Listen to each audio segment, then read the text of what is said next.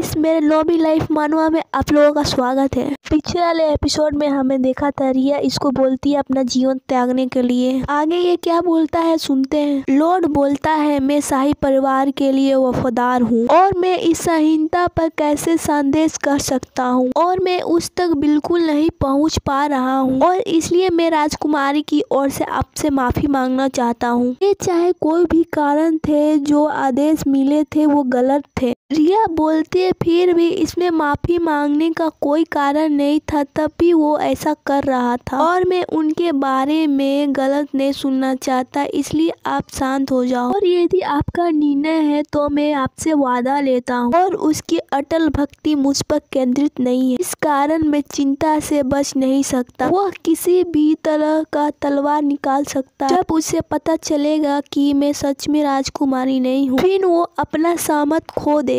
हालांकि एक समय मैंने राजकुमारी की नकल करने की कोशिश की थी, लेकिन मुझे एहसास हुआ कि ऐसा करने से मैं राजकुमारी की मौत को नहीं रोक सकता और मुझे ऐसा तरीका निकालना होगा जिससे राजकुमारी की स्थिति को बदला जा सका। और मैंने रोबियन के अध्ययनों को सुना। इस पुस्तकों में निश्चित रूप से कहा गया था कि अनंत प्रयोग किया जा सकता है। रोबिन बोलता है वो इतने दिनों से क्या पढ़ रही है और महारानी स्वयं पढ़ रही है और सबसे बढ़िया जगह लाइब्रेरी। बहुत आश्चर्य की बात है, आपने महल में प्रवेश किया और बिना किसी संघर्ष के इंपीरियल लाइब्रेरी के मुख्य पुस्तकालय पर बना लिया। एक समय पहले वो जुनाट कहते थे। यंग मैन रोबिन से बोलता है, अन्य लाइब्रेरी को आपके द्वारा प्रभावित किया जाएगा और इंपीरियल को देखा जाएगा और ये दुख की बात है कि यदि आप अचित कूलिंग से होते तो आपका पद भी बहुत बड़ा होता और इस जगह पर कड़ी मेहनत करें और आइए हम इतने से ही संतुष्ट हो जाएं। और सैकड़ों वंश प्रतिक्रिया कूलिंग के बच्चों के लिए निकट आया है और उनके जिगीदारों के निश्चित समूह है। सारी शक्तियों पर एक अधिकार कर लिया गया, जैसा कि देश की सीमाओं पर स्कूल का कोई नाम नहीं था। रोबिन बोलता है प्रतिक्रिया का क्या उपयोग है, इसे कैसे उपयोग किया जा सकता है, शायद इसलिए। रोबिन बोलता है कौन? रिया बोलती है अपनी आंखें बंद करो। आपसे मिलकर अच्छा लगा रोबिन जुनाड। रोबिन बोलता है जब मैंने आवाज को फुसफुसाते देखा तो मैंने अपनी आंखें खोली पर वहाँ कोई नहीं था। वो मेरी पहली मुलाकात।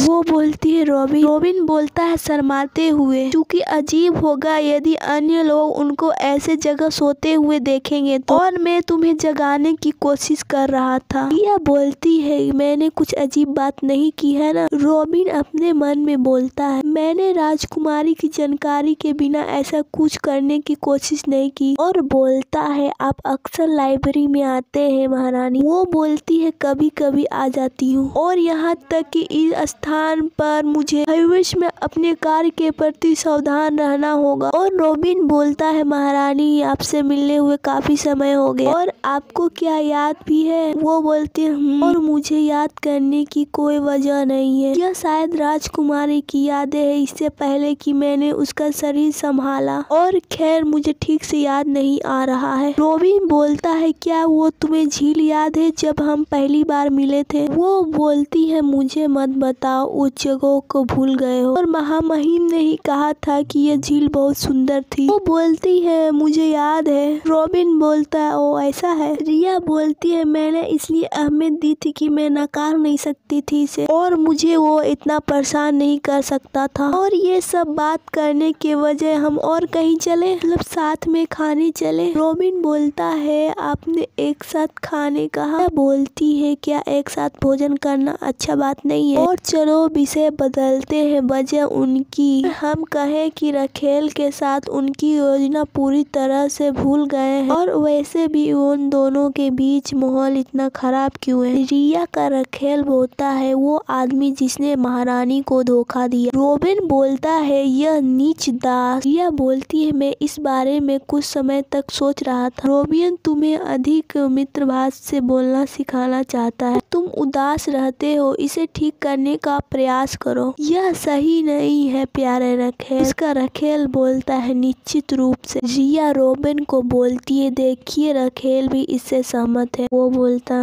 और चलो बस खाना खाते हैं। रिया बोलती है मैं इस बात पर ध्यान नहीं दे सकता क्योंकि मेरे पहले ही अधारण सही थी, लेकिन रॉबिन उससे कठोर तरीका से बात कर रहा है। खैर ये मैं कह सकता हूँ कि रॉबिन में एक ईमानदारी की क्षमता है। रिया का रखेल बोलता है वो बहुत सुंदर है लेकिन वो माहौल अजीब होगा और नर्तिका की संभावना ऐसा ही। दोनों बोलते हैं हाँ। रिया बोलती है तुम्हें पता है मैं कुछ पूछना चाहती हूँ तो आगे बढ़ो। तुम दोनों में बहस हुई थी है ना। रॉबिन बोलता है मैं ऐसा क्या करूँगा जिससे मुझे परेशानी होगी। रिया बोलती है क्या ऐसे आमतौर पर रखेल से बात नहीं होती, अपनी जगह पाने के लिए लड़ना। रॉबिन बोलता है सबसे क्या मैं भी उन समंत पद में से हूँ। रिया का रखेल बोलता है शर्माते हुए ऐसा कुछ नहीं है। रिया बोलती है हाँ। रिया बोलती है सचमुच आप जेलस नहीं न हो रहे हैं और तुम बहुत सुंदर हो रखेल। रिया हैंस से बोलती है आज नर्तिका पर हाथ उठाने वाले लोग कैसे हैं और वे बिना किसी परेशानी के शांति से रह रहे हैं ना।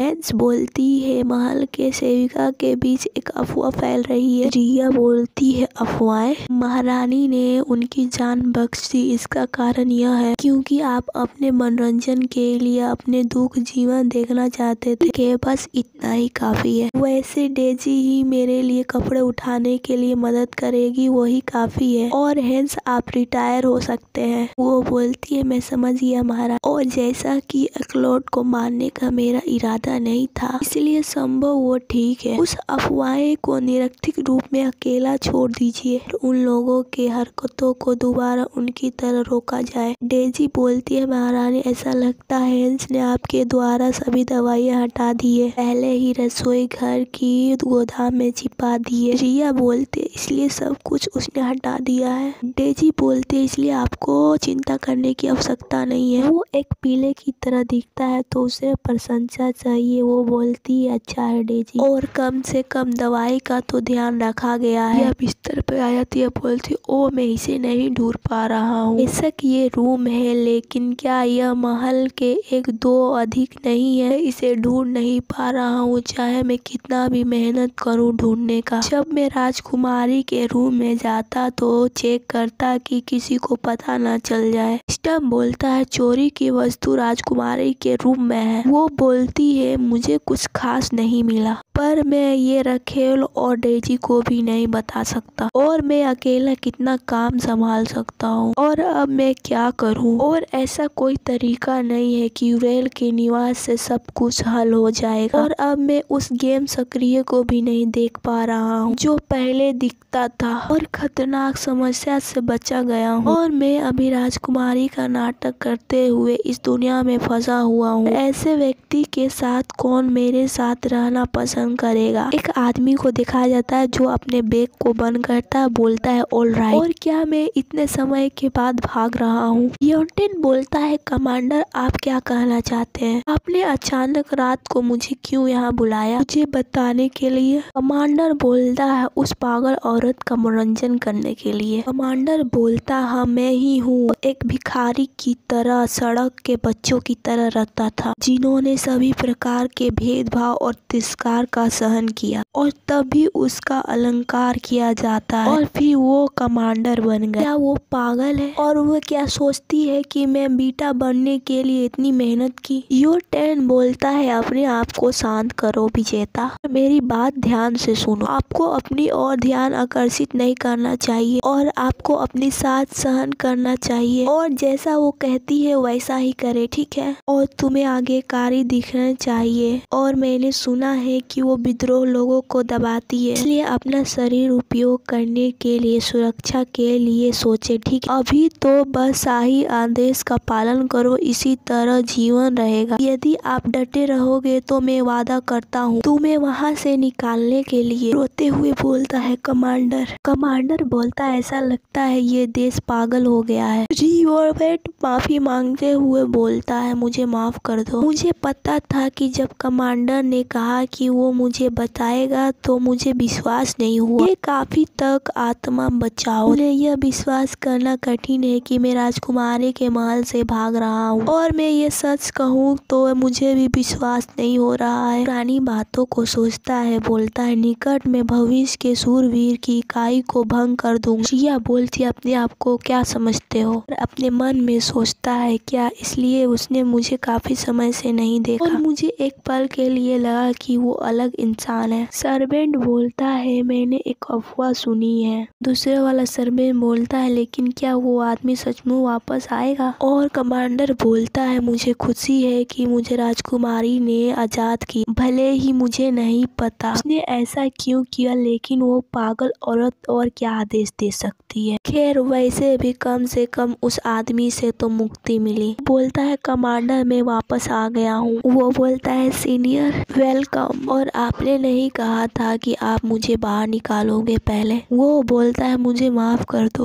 भले ही मैं वापस आ गया हूँ और पहले ही भविष्यवाणी कर दी गई थी जो जैसा थी वैसे नहीं होगी। सायोनारा गाइस, अगले वीडियो में मिलते हैं।